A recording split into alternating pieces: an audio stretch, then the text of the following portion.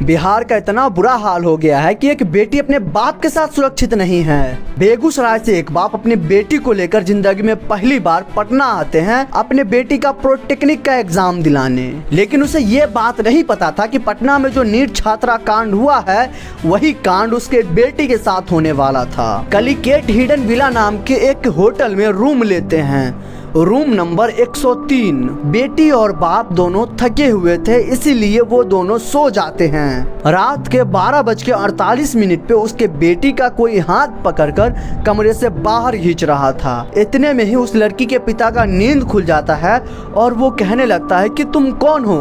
तभी वो होटल का स्टाफ कहता है कि तुम कौन हो और इस लड़की के साथ तुम क्या कर रहे हो। अगर तुम लड़का हो तो 1 मिनट सोचो, अगर तुम कहीं अपनी बेटी या बहन के साथ किसी कमरे में रुकते हो और तुम्हें कोई आकर ये कहे कि तुम इस लड़की के साथ इस कमरे में क्या कर रहे हो, तब तुम्हारे ऊपर क्या बीतेगी। या फिर तुम एक लड़की हो तो तुम थोड़ा ये इमेजिन करो कि तुम कभी अपने बाप या फिर रिलेटिव या फिर अपने भाई के साथ किसी जगह पे रुकी हो और तुम्हें कोई आकर ये कहे कि तुम इस लड़के के साथ क्या कर रही हो, तो कैसा लगेगा। लेकिन फिर भी वो आदमी कहता है ये मेरी बेटी है और तुम्हें ज़्यादा दिक्कत थी तो तुम एंट्री के टाइम ही इसका जांच कर लेते। फिर वो आदमी अपने भतीजे को कॉल करता है जो पटना में ही रहता था और 112 पे पुलिस को भी कॉल करती है। पुलिस भी मौके पे पहुंच जाती है और उस होटल के स्टाफ जो उस होटल के मालिक का ड्राइवर था उसे अरेस्ट कर लेते हैं और उसका नाम है सत्येंद्र कुमार, जिसकी उम्र करीब 31 साल है। और साथ ही जब उस होटल की चेकिंग की गई